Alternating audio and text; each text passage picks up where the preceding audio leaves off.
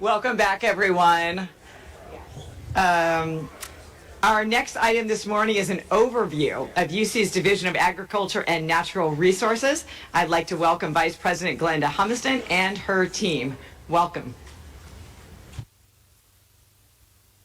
Thank you. Thank you very much for having us here. I'm really thrilled to be here. It's been 5 years since we did this overview to the full Board of Regents, so we're really excited to share. I'm going to go through some slides very quickly, but then leave time for questions because I hope we can actually have some lively dialogue. I do want to point out that I've got my right and left hands here with me. Brent Hales is our Associate Vice President for Research and Cooperative Extension, and Tu Tran is our Associate Vice President for Business Operations. Also in the audience with us is my Chief of Staff, Kathy Eftekari, and our Director of Program Planning and Evaluation. And I have to say, a lot of what you'll see in here, I really have to give these folks kudos because this is very much a team effort, coordinating and organizing and running this program. So let me dive right into it with a reminder that in many ways, the activities that we're responsible for are the heart and soul and beginning of the land-grant university here when it started in California, from its 1868 origins, and then specifically when Congress authorized the Hatch Act to create agricultural experiment stations. And California very quickly had those agricultural experiment stations. You can actually see a few photos of old ones up there, including one with a very young Dianne Feinstein at one of our stations. We've got a treasure trove of these old photos. Then in 1914, the Smith-Lever Act created cooperative extension as well as this 4-H youth development. And the reason Congress pushed that was because it was recognized that the land-grant universities were doing a fantastic job of research and the mission of, creating a public institution of higher education. But we needed that extra step to make sure that research and knowledge got off the campus and out into the field, that we were truly serving everybody throughout the states as well as the nation. And then later on, the McIntyre-Stennis Act about cooperative forestry research is particularly important here in California and the western states. Okay, this button is being a little problematic, but we're going to push it. There we go. Just to remind folks how we fit into the overall scheme of higher education, looking at your basic scientific discovery, your bench labs and basic research on the campus and elsewhere. Then you've got your mission-oriented spectrum there of applied research, which includes cooperative extension and the agricultural experiment station, which I'm the director of both of those, which is very unusual. In most states, that would be two separate people. But I have to say, when I go to national meetings, I find them fighting with each other a lot, whereas here I just get to fight with myself. So I think it works out better for everyone. But you'll see how those two entities that are really externally facing, Ag Experiment Station being kind of the bridge on campus to cooperative extension, overlaps with instruction and research on the campus too. There's a lot of collaborations, a lot of synergy, and all of that then leads into extension and engagement. Getting that research into practice and policy out in the community and solving problems. This is how we deliver these programs in California. We, for many decades, from the 50s until just a couple years ago, had 3 agricultural experiment stations. The original one at Berkeley, Davis, and Riverside. We recently added UC Merced and UC Santa Cruz are officially designated ag experiment stations now, and starting to populate that mission with faculty from their campuses. In addition to that, you'll see all the red dots around the state where we have local offices. We serve all 58 counties, but have offices in only 54 of them, but serve the ones next door. And then our research and extension centers, the green stars you see there, 9 of them that really are scattered around the state to allow us to do direct research in the various bioregions and ecosystems of California. And then last but not least, 14 statewide programs and institutes that help deliver program and also help us manage and coordinate over 16,000 volunteers that really help us interact with folks around the state. And some of those volunteer activities are really doing some exciting new work, such as our master gardeners helping homeowners do home hardening to prepare themselves to be more fire resilient, as one example. This is a couple more examples of some of the impact of our research. Our Nutrition Policy Institute takes great pride in being a national leader in getting USDA to add water to the My Plate. It seems like such an obvious thing, but for years it wasn't there. It wasn't suggested that school kids ought to be drinking water. Increasing yields of various crops, new crop varieties. And California is really the birthplace of drip irrigation, which has been a huge advancement nationally and internationally for water efficiency management.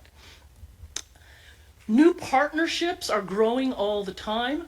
Our fire network works very closely with California Fire as well as local fire safe councils. It's where, and by the way, I have invited y'all in the past and I'll extend it again. If you want to participate in a controlled burn, we can make that happen. It's quite an experience. But you see, there we go. Okay, got a hand already. But our UC Fire Network, our climate stewards are working with dozens of NGOs around the state to train their volunteers in how to be more aware and certified in the California Naturalist training. Farms Food Future, you heard from us a couple years ago. Myself and our chancellor from UC Merced were here presenting that when we got your permission to serve on the 501c3 board of directors for F3 Innovate. The Vine is our innovation. Outdoor recreation is a new effort we're standing up, working closely with GoBiz in the governor's office, along with a lot of regional economic development entities. Produce safety on the Central Coast. We recently got a $35 million grant to stand up and administer the Southwest Region Food Business Support Center, not just for California. We're administering that for California, Nevada, Utah, and Arizona. And it is really an exciting academia, government, and private sector partnership. All 4 states have representatives of academia, government, and private sector working together. And we're real excited to be adding a cooperative extension specialist to a 9th campus very soon, UC San Diego. We're finalizing discussions on the MOU with them right now to put a specialist with their supercomputer center, something I've been wanting to do for a long time. And that they're very excited to work with us because we're going to be leveraging the almost $100 million we have as part of that F3 project to create a satellite supercomputer center in the Fresno and Merced region, focusing on agriculture and natural resources, something that will be a first of its kind in the nation. So real opportunities to advance research and work on that. Just an example of our engagement. These are 2023 numbers. I'll have the 2024 numbers in about a month or so. Catherine's team is working very hard on putting that together as they go to produce our annual report, which you guys get usually in April or May.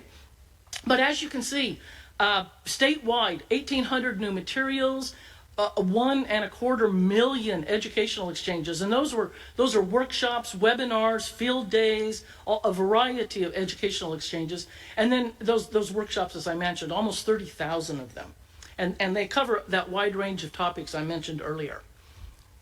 Similarly, I want to talk a little bit about our capital program, our resources, before I jump into some of the programmatic issues. As you can see here, those facilities I mentioned that are around the state, particularly the research extension centers, cover about 13,000 acres and have literally hundreds of facilities on them, many of which are suffering severe deferred maintenance. And this isn't just a California issue. I've been chairing the National Committee on Budget and Legislation for the Ag Experiment Stations, and we did a study just a few years ago that identified almost $12 billion in deferred maintenance for agricultural research facilities nationally. Now, thanks to that work and that we're now for the first time looking at the possibility of some federal funding to help with this, although it'll be pretty minuscule at first. We have received some state funding, but as you can see, we've got a lot of needs there, over 300 million. And by the way, these numbers are more updated than what were in the actual written document. When you got that, it was last year's numbers. We did an oversight in changing that, so my apologies. But these numbers are correct. And we're doing a variety of ways to look at getting these going. We're exploring public-private partnerships on facilities. Of course, we've got a funds development team that is working on philanthropy, foundations, just a wide array of options of how we can make sure we're keeping these facilities in the shape they need to be to enable the research and extension activities that we host. This is our budget. This is the actual budget from 23-24. The numbers change a little bit year to year, but the pie slices remain very similar for the most part, with one huge exception.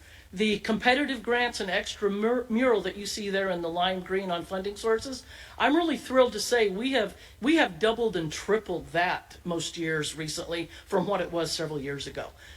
We've created a whole unit in our contracts and grants office that specifically works with our academics to put together winning proposals to go after grants, all sorts of grants, federal government, state, private, etc.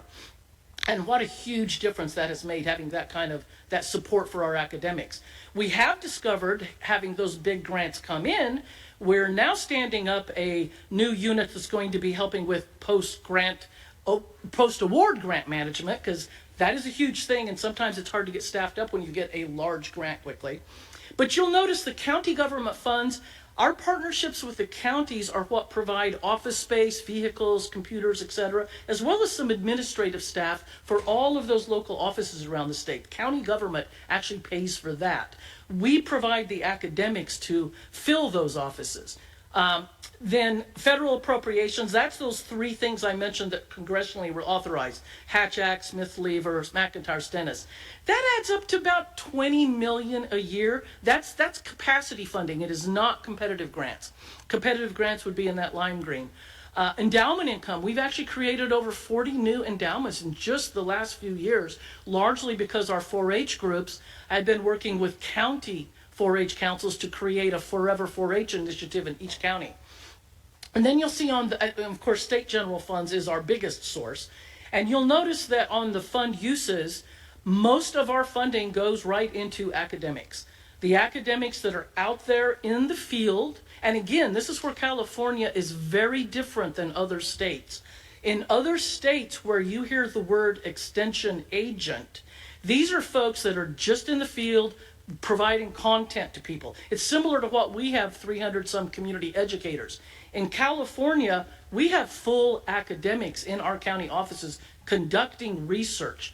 And that really has been an advantage for California in bringing us together with the communities and constituencies we work with to ensure that research is timely, prioritized, and targeted as need be. So our county-based research and extension, our campus-based research and extension, which again is up to 9 campuses now, statewide programs, the 14 I mentioned, and then our research extension centers. And we take a lot of pride in keeping our admin hovering at about 10%. It was below 10 until this year, but 10's okay. We're going to keep it there for the foreseeable future.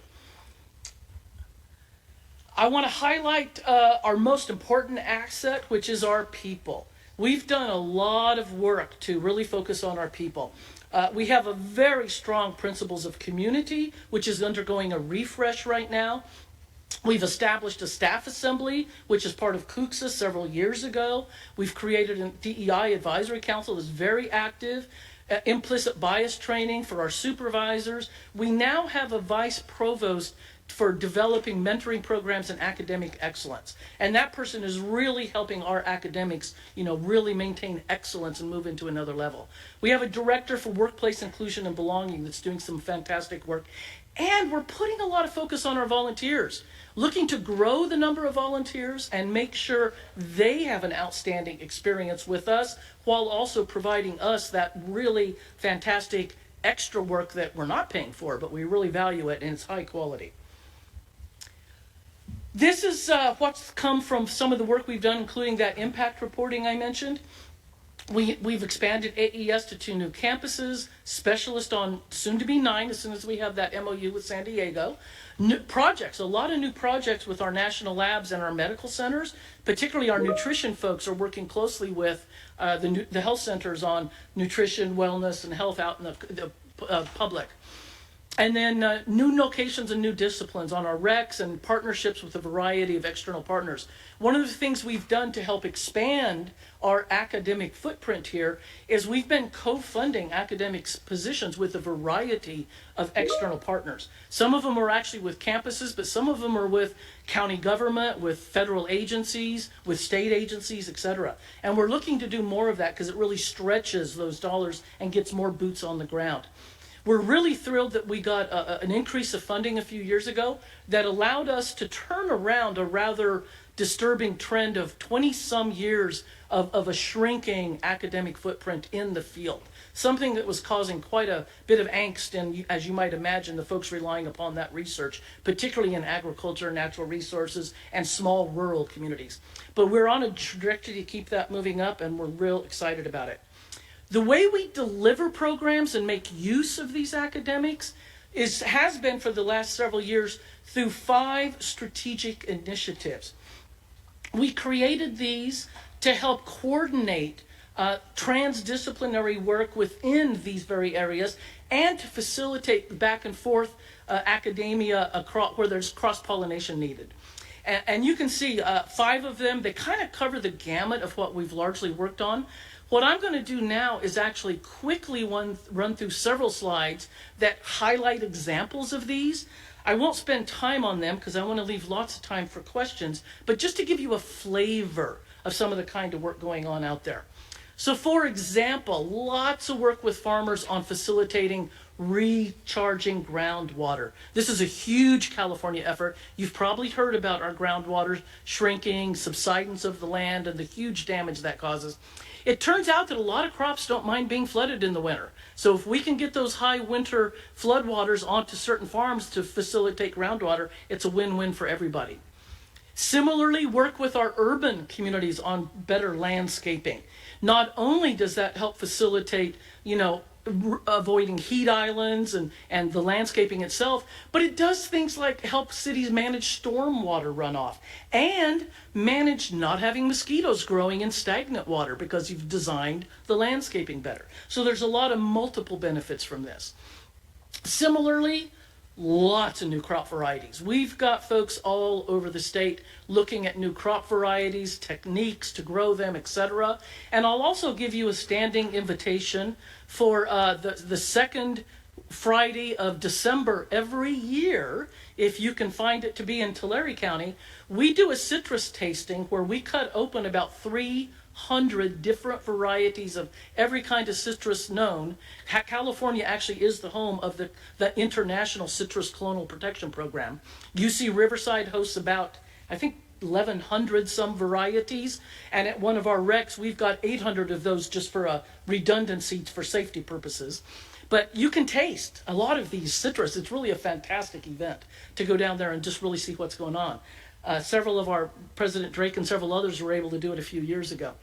So this is really something exciting, and it helps us deal with things like new pests, drought, other issues with climate change where we do have to really look about how we need to change up our practices. Similarly, climate smart ag, new technologies. This is related to a variety of things where we're trying to do better water efficiency, but it also deals with the fact that access to labor is an ongoing problem for many of our farmers throughout the state. And that's been there for a long, long time.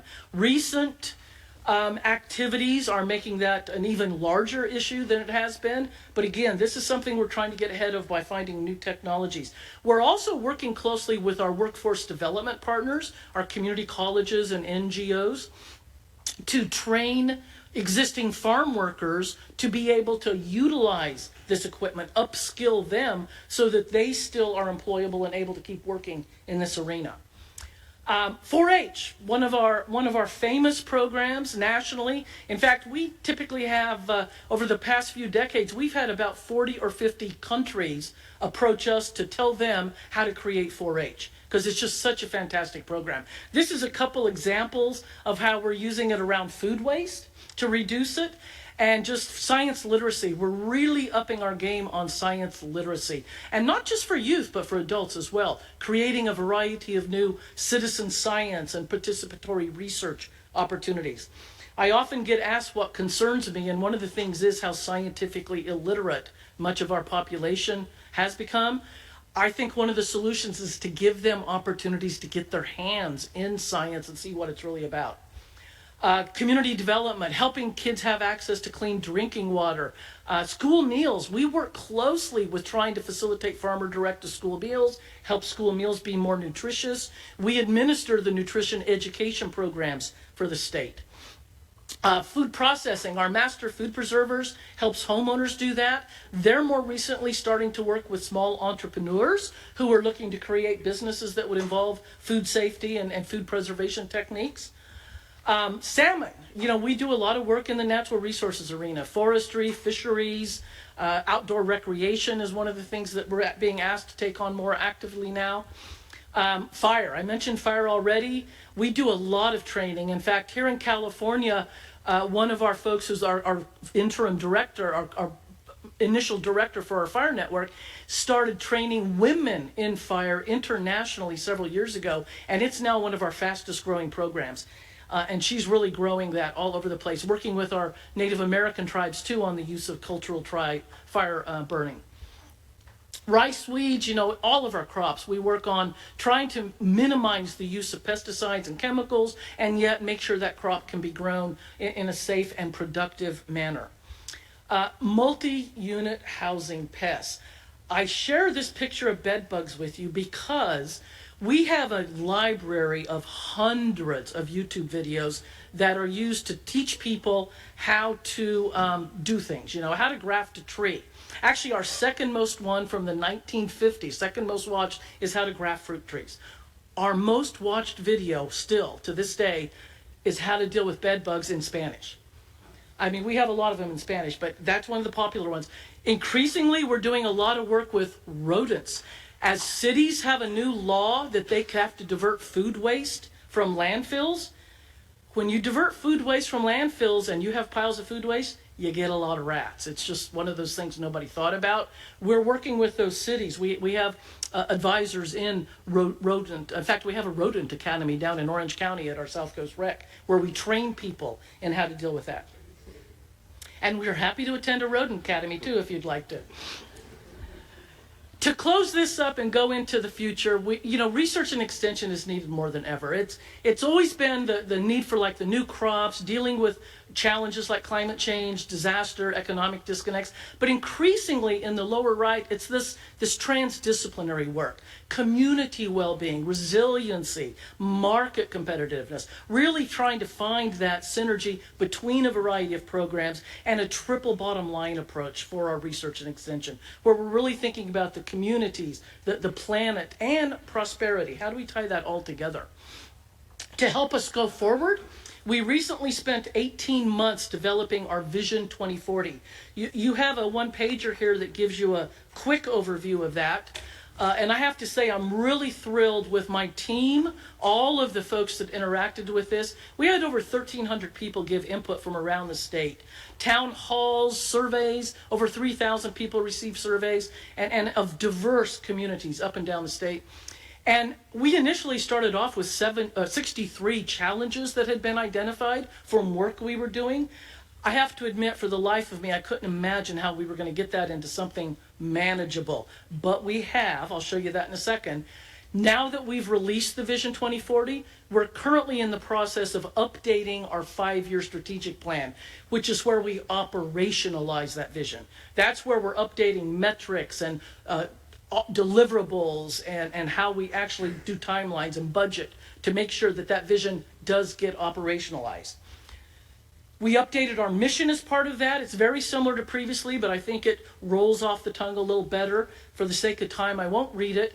But I will say that vision is the first sentence of a longer vision statement where ANR will be, and this is a stretch vision. That's what you're supposed to do with those big, hairy, audacious goals, is stretch a bit.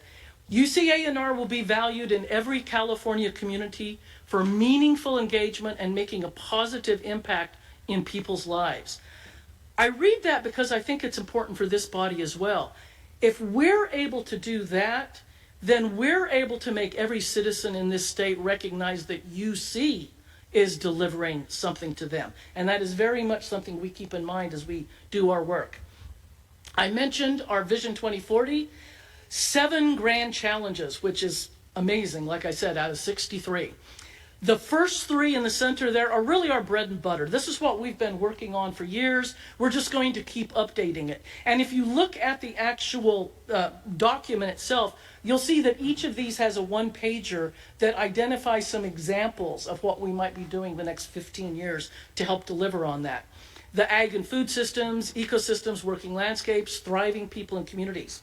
But what's kind of new is that those items around the outside, and those are a little different than what we had in our previous vision, the 2025 vision that was developed back in 2009. It's a different world today than it was in 2009 in so many different ways. Climate change obviously is an issue we have got to get on top of, as is systemic inequities. Innovation offers us huge opportunities for the future. And one of the things that increasingly came up was regulations, policy, and compliance, helping people deal with it, and also helping our elected officials and policymakers develop good policy. Towards that end, we're standing up a policy institute right now that is designed to take advantage of our existing academics, making sure their work gets that science into policy making that is so needed. So I'm going to stop there to see if there's questions. I shared a lot with you. We got a lot going on. But as we move forward, lots of room to fine-tune it based on your input. Well, thank you so much, Glenda. I mean, it's just remarkable how the evolution of ANR tracks all the way back. I mean, really to the beginning of UC, of 150 years, really laying the foundation, and how wide the breadth of your work is. It's just, it's amazing. So I'd like to come out to a controlled burn and maybe to the Rodent Academy or whatever that was. Well, it's in Orange County. It's not far from you. Okay, all right, great. Regent